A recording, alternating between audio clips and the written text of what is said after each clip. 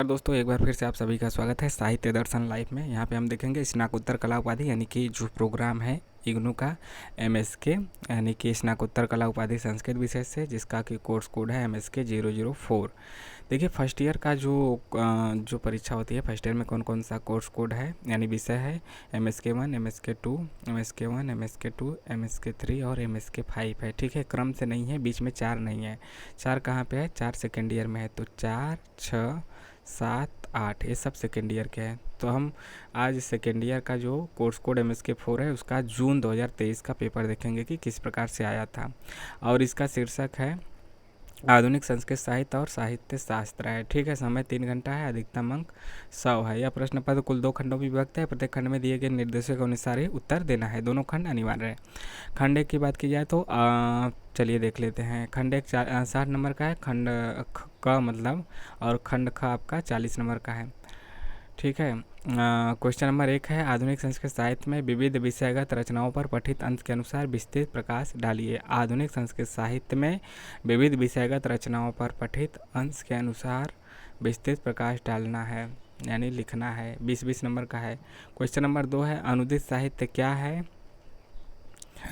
और विस्तार से इसका वर्णन करना है। विस्तार से वर्णन करना है, 20 नंबर का है, तो आपको लिखना ही है 5-6 पेज कम से कम। क्वेश्चन नंबर 3 है पंडिता छमाराव के जीवन और रचना संसार का विस्तार से वर्णन करना है। पंडिता छमाराव के जीवन और रचना संसार का विस्तार से वर्णन करना है।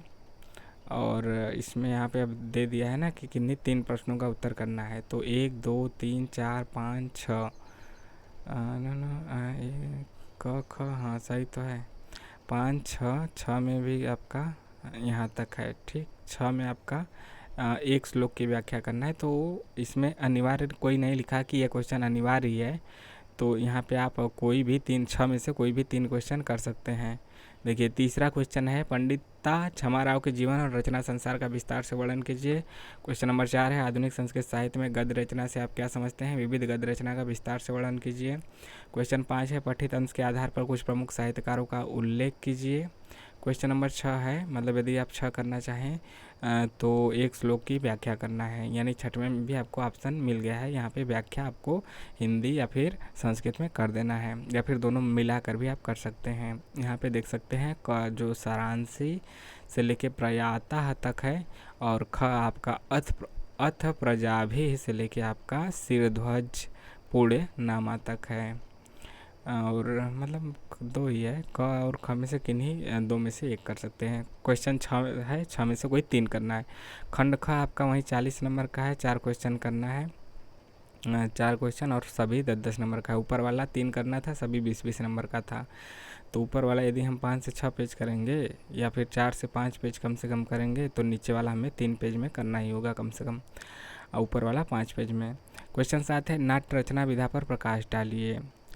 मतलब यहाँ पे देखिए 7, 8, 9, 10, 11, 12, 13 तक क्वेश्चन दे दिया है। 1, 2, 3, 4, 5, 6, 7 में से कोई 4 ही करना है। देखिए नाट्य रचना विधा पे प्रकाश डालिए। और 8वां है पद रचना का आधुनिक संस्कृत साहित्य में क्या स्वरूप है, वर्णन कीजिए। 9वां है प्रोफेसर अभिराज राजेंद्र की रचना धर्मिता का उल्लेख कीजिए। 10वां है प्रोफेसर राधा वल्लभ त्रिपाठी के रचना संसार पर प्रकाश डालिए। 11वां है मीरा लहरी के प्रथम खंड का सारांश लिखिए। 12 है रेवा प्रसाद द्विवेदी के मत अलंकार की अवधारणा क्या है, स्पष्ट कीजिए। 13 है काव्य के आत्मतत्व के विषय में रेवा प्रसाद द्विवेदी का क्या मत है, उल्लेख कीजिए। ठीक है, यहाँ पे 13 क्वेश्चन है। तो 13 में से मिला के आपको करना कितना है? 4, 3, 7 क्वेश्चन। 3 क्वेश्चन खंड 1 से और 4 क्वेश्चन खंड ख से। खंड क, खंड ख, और खंड ख आपका 20-20 नंबर का है, खंड ख आपका 10-10 नंबर का है। तो खंड ख से 60 नंबर और खंड क से 60 और खंड ख से 40 नंबर इस प्रकार से बटा हुआ है। आपको कैसा लगा ज़रूर बताइए, कमेंट कीजिए, और चैनल को सब्सक्राइब, लाइक और शेयर ज़रूर करते रहिए। मिलते हैं नेक्स्ट वीडियो में। जय हिंद, जय भारत।